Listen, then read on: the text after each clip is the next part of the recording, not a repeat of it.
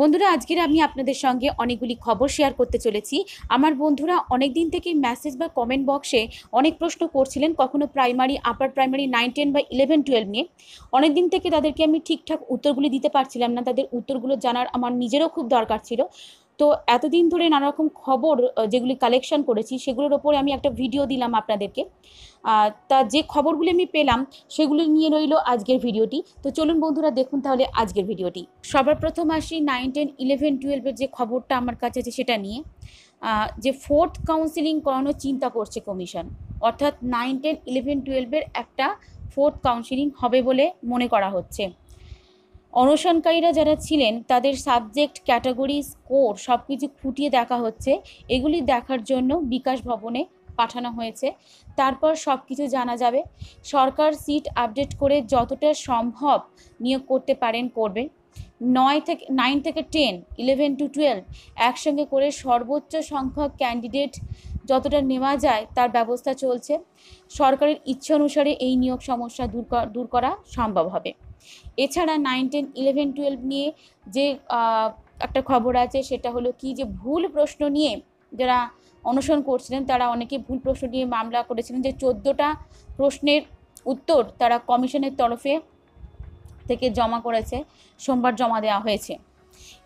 এছাড়া হচ্ছে কি 9, 10, 11, 12-এর সমস্যার সমাধানের চেষ্টা চলছে, কারণ খুব শীঘ্রই এই সমস্যার সমাধান করা হবে। কারণ আপার প্রাইমারি ইন্টারভিউ বাকি আছে, ভেরিফিকেশন বাকি আছে, ইন্টারভিউ বাকি আছে, এছাড়া কাউন্সিলিং, অ্যাপয়েন্টমেন্ট, এত কিছু প্রসেসিং বাকি আছে।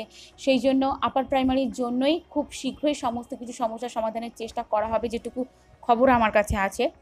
এছাড়া চলে যাচ্ছি যে ওয়ার্ক এডুকেশন এবং ফিজিক্যাল এডুকেশনের খবরে।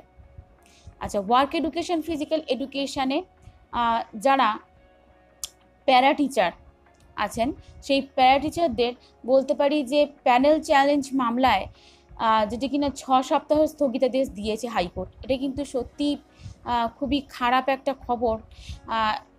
এতে কিন্তু অনেকেই কিন্তু যারা আছেন তারা কিন্তু যারা চাকরি পাননি বা যারা চাকরি পেতে আরেকটু হলে পেয়ে যেতে পারতেন, তাদের কিন্তু স্থগিতাদেশ দিয়ে দেওয়াটা সত্যিই খুবই একটা খারাপ খবর।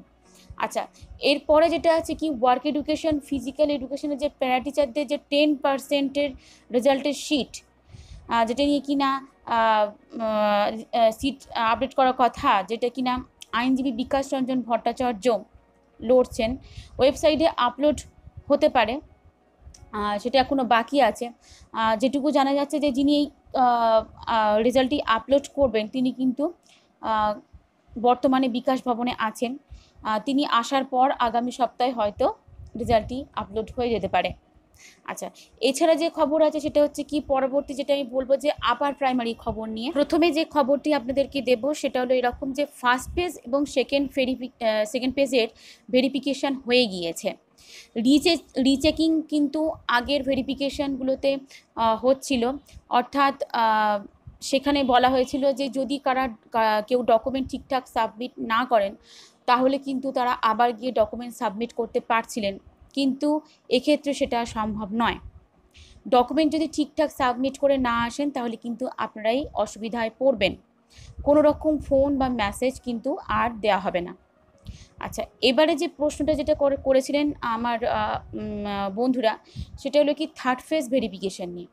তো তাদের ক্ষেত্রে আমি বলে রাখি যে আগামী সপ্তাহে আপার প্রাইমারি থার্ড ফেজ ভেরিফিকেশানের নোটিশ হতে চলেছে।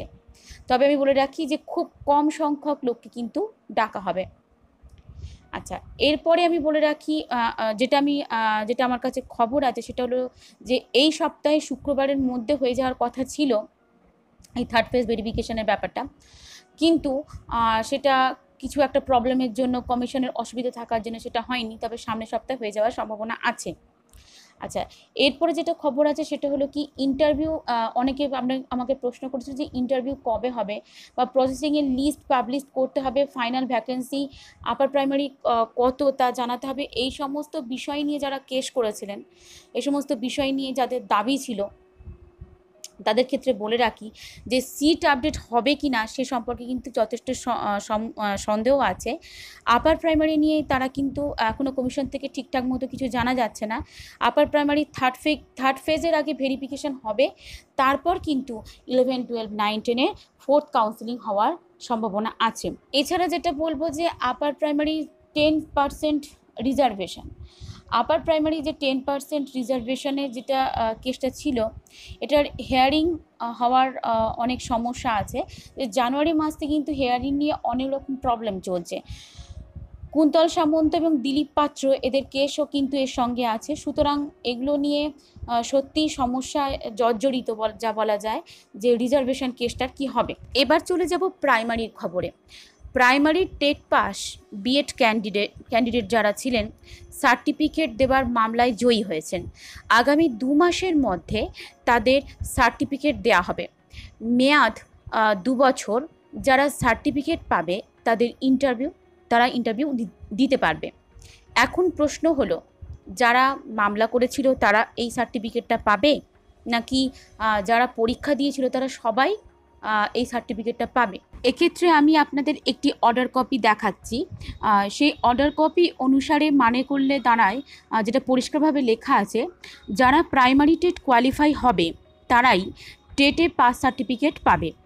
আদালতের নির্দেশে ঘোষণা হওয়ার পর থেকে অর্থাৎ 8ই এপ্রিল 2019 থেকে আগামী 2 মাসের মধ্যে 2014 সালের প্রাইমারি টেট অর্থাৎ যার পরীক্ষা হয়েছিল 11ই অক্টোবর 2015-তে, সেই পরীক্ষায় সমস্ত সফল পরীক্ষার্থীদের দিতে হবে সার্টিফিকেট, যার মেয়াদ থাকবে শংসাপত্র ইস্যু দেওয়ার দিন থেকে পরবর্তী 2 বছর পর্যন্ত।